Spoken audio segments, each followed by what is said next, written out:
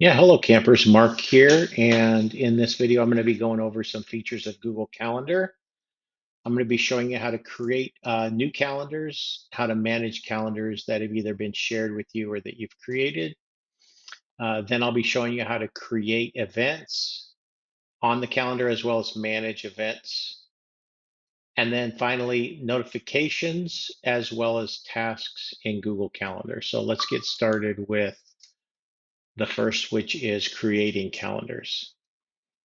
So when I have any Google product open, in this case, Google Slides, if I click on this plus sign right here, and then click on this 9-box icon up in the corner called Google Apps, I'll be able to open most, if not all, Google apps that I want to use, including Google Calendar.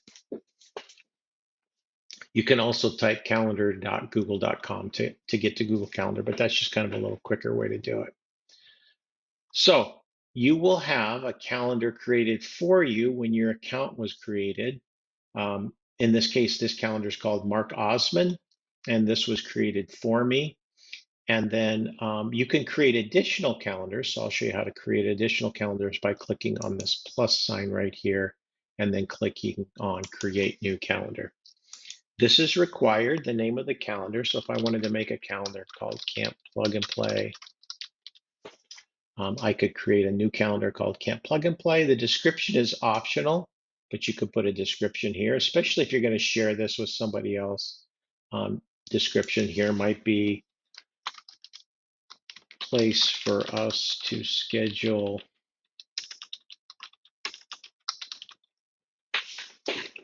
discussions of class.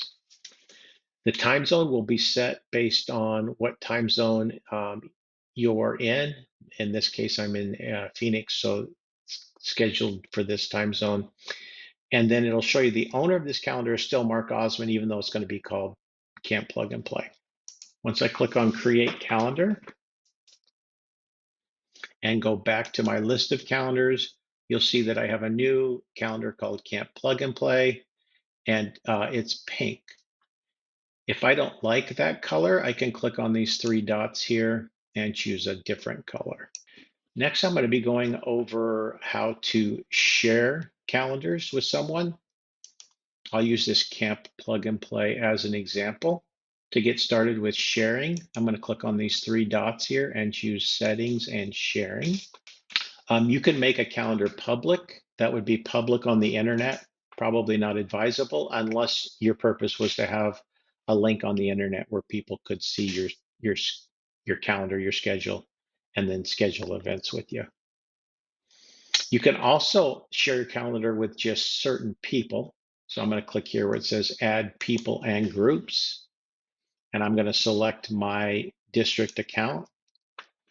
And then I have to choose what permissions I'm going to give this person, in this case, my district account.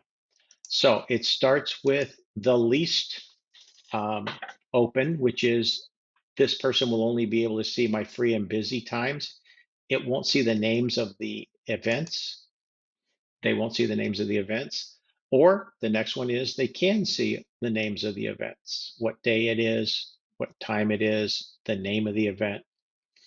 Or I could let them be able to make changes to events. So they could change the date and the time that something happens. And then finally, the most open would be make changes and manage sharing. So they could share this with other people. This case, Mark Osman, my work account would be able to change events and then add people and see the names of the events. If you're not real sure what to do, you might start with see only free and busy.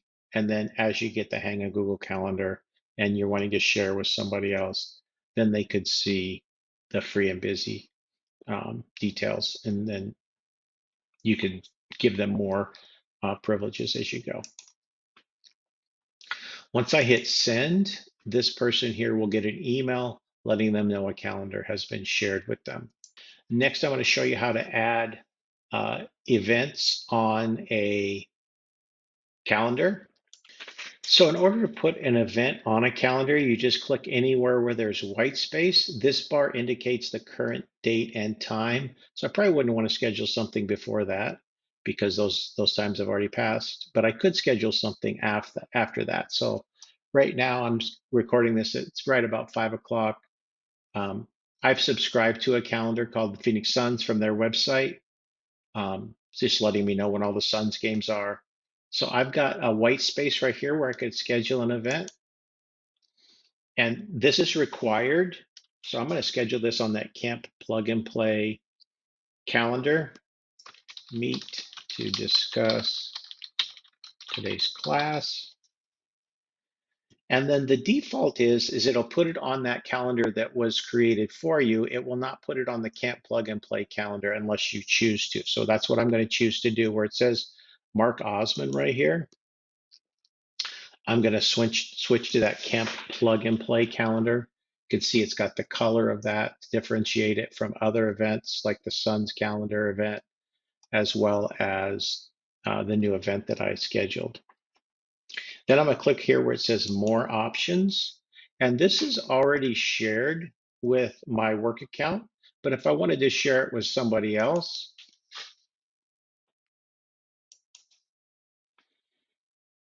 and see, this person's not sharing their calendar with me. This is another account that I have.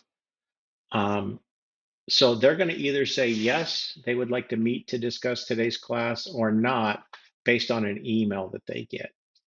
And I can show you what that looks like. So I'm going to send this to them. And then I'll go over to that account. And here's that calendar event. This person also got an email. So I could go to my Gmail account, and it's asking if I want to meet to discuss today's class. The person that is asking me is Mark Osman. I can either say yes, no, or maybe. In this case, I'm going to say yes. And then it changes the color to my default calendar so that I can see that's something that I'm going to attend. Another thing you can do with events that you schedule on Google Calendar is have them repeat. You could have them repeat, for instance, every day. This particular one I set up is on a Monday, so it could repeat every Monday at 5:30. This happens to be the fourth Monday. Google Calendar noticed that, so I could have it repeat that way. Or the last Monday of the month, could have it repeat yearly on the date, or every day during the week, Monday through Friday. Or if you don't like any of those choices, you can go to custom and pick what you want the repetition to be. Next, I'm going to show you notifications. So I'm going to go here to the three dots and go to settings and sharing.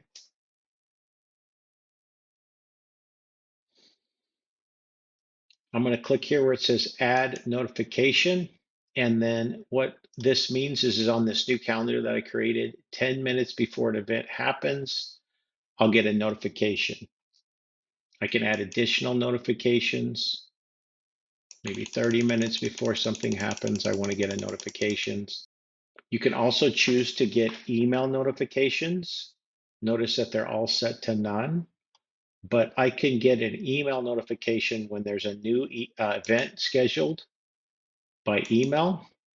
Same with changed events, canceled events. If I've invited a guest, I can get an email based on the response of the guest.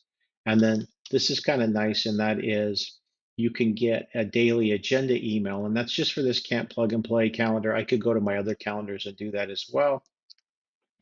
The one that I have set up right now for my work calendar gives me an email right around 7 o'clock in the morning each day, kind of lets me know what's scheduled for me on my calendar.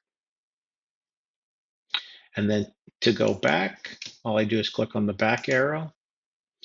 All right, I have one more thing I want to show you, and that is Google Tasks. That's integrated into Google Calendar. Over here on the side, there's a bar that you'll see.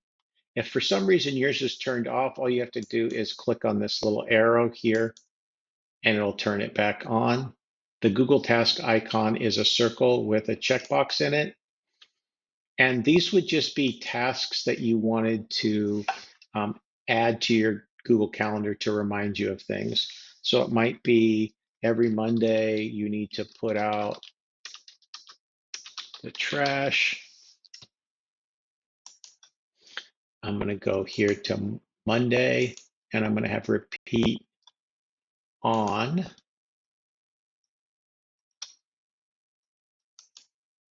every 7 days.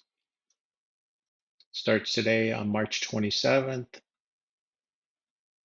never ends, and then I can click on OK.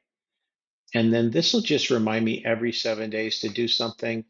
It will only work when you are in Google Calendar, so you won't get an email or anything like that.